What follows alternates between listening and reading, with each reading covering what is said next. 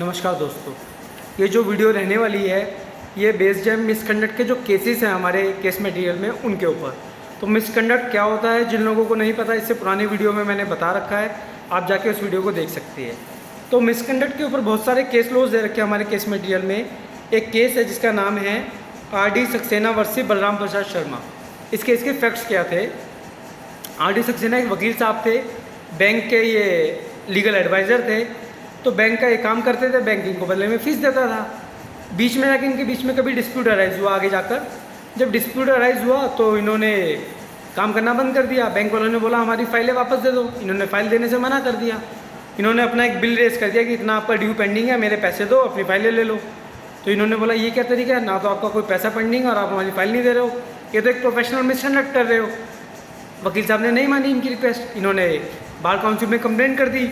उन्होंने इनको सेक्शन 35 में एडवोकेट एक्ट में गिल्टी बोला, इनके ऊपर एक सज़ा लगा दी। इन्होंने उसको चैलेंज किया BCI में। बार काउंसिल ऑफ इंडिया ने भी यही बोला कि भाई आप फाइलें नहीं रख सकते।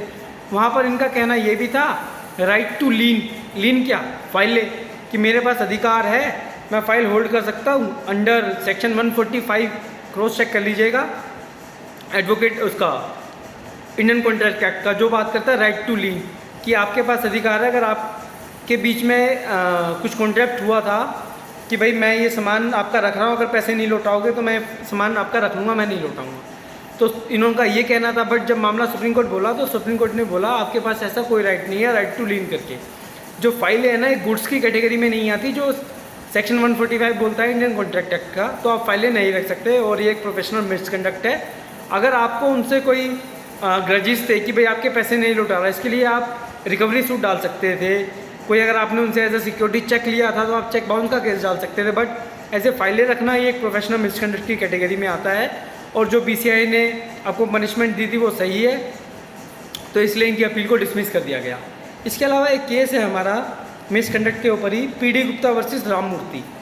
ये जो PD गुप्ता ने एक वकील साहब थे, ये किसी क्लाइंट का अपना केस लड़ रहे थे। एक लेडी क्लाइंट थी और लेडी क्लाइंट भी सक्सेशन का केस डाला था उसने, कि उसके किसी भाई की डेथ हो गई थी और वो लेडी एक लीगल हायर थी, तो उसने इंडियन सक्सेशन एक्ट में केस डाल दिया। जब केस चल ही रहा था, during the pendency of the case, इन्होंने उसकी कुछ प्रॉपर्टी, दिल्ली का केस था, दिल्ली में प्रॉपर्टी थी, कुछ खरीद ली प्रॉपर्टी। वकील साहब ने उसको खरीदा और महंगे दामों में बेच दिया। कुछ प्रॉपर्टी इन्होंने खरीदी, कुछ प्रॉपर्टी इनके दामाद ने खरीद ली। इस चीज़ को जो इसमें रेस्पोंडेंट है भाई, उसने भी क्लेम किया था कि ये तो इनका राइट नहीं बनता, इन्होंने प्रोफेशनल मिसकंडक्ट किया है। एक ऐसे वकील का during the pendency of the suit ऐसे प्रॉपर्टी खरीदना एक मिसकंडक्ट है, हमारे बार काउंसिल ऑफ इंडिया के जो रूल्स है उसके भी अगेंस्ट है।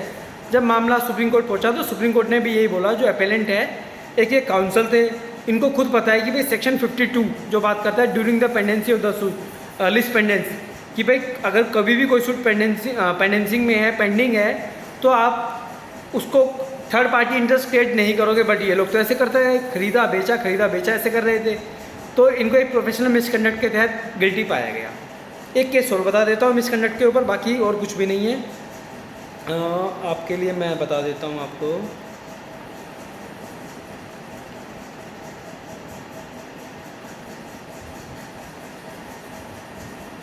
शंभूराम यादव वर्सेस हनुमान दास खत्री। शंभूराम यादव वर्सेस हनुमान दास खत्री। इस केस में क्या हुआ, ये जो हनुमान दास खत्री थे, एक वकील साहब थे राजस्थान में, ये प्रैक्टिस वगैरह करते होंगे वहाँ पे। तो इन्होंने बोला कि भाई मैंने सुना है कि वो वाले जज साहब इतने पैसे लेते हैं और हमारे फेवर में ऑर्डर आ जाएगा। उन्होंने कुछ ऐसा एक लेटर लिख के भेजा था। तो ये जो क्या बोलते हैं, हमारा जो इसमें अपेलेंट है, उन्होंने इसकी कंप्लेंट कर दी। इन्होंने बोला ये तो प्रोफेशनल मिसकंडक्ट के खिलाफ है। इसमें बोला गया कि भाई ये बिल्कुल कहना है, ये तो कंटेम्प्ट तो था ही था, प्लस में एक प्रोफेशनल मिसकंडक्ट भी था कि आपकी जो ड्यूटी है ना, आप उसके अगेंस्ट जा रहे हो। आपका काम होता है अपने क्लाइंट के राइट के लिए कोर्ट में लड़ना, ना कि ये बताना कि जज साहब तो इतने पैसे ले रहे हैं, इतने पैसे लगेंगे, हमारे फेवर में ऑर्डर आ जाएगा। ये इस केस के फैक्ट्स वगैरह थे। तो इस केस में बट एक चीज़ ये कही गई कि जो रेस्पोंडेंट था काफ़ी सीनियर काउंसिल थे, तो एज अ लीनियंसी छोड़ के इनको थोड़ी मतलब पनिशमेंट जो थी वो नहीं दी गई, एज अ लीनियंट व्यू लिया गया सुप्रीम कोर्ट के द्वारा। इस केस में बस इतना ही था।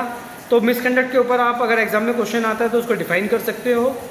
और बता सकते हो कि क्या क्या प्रोविजंस है, मिसकंडक्ट क्या क्या कैटेगरी में आता है, और ये 2-3 केस लॉज मैंने आपको बताए हैं, इसको आप एग्जाम में एक्सप्लेन कर सकते हो।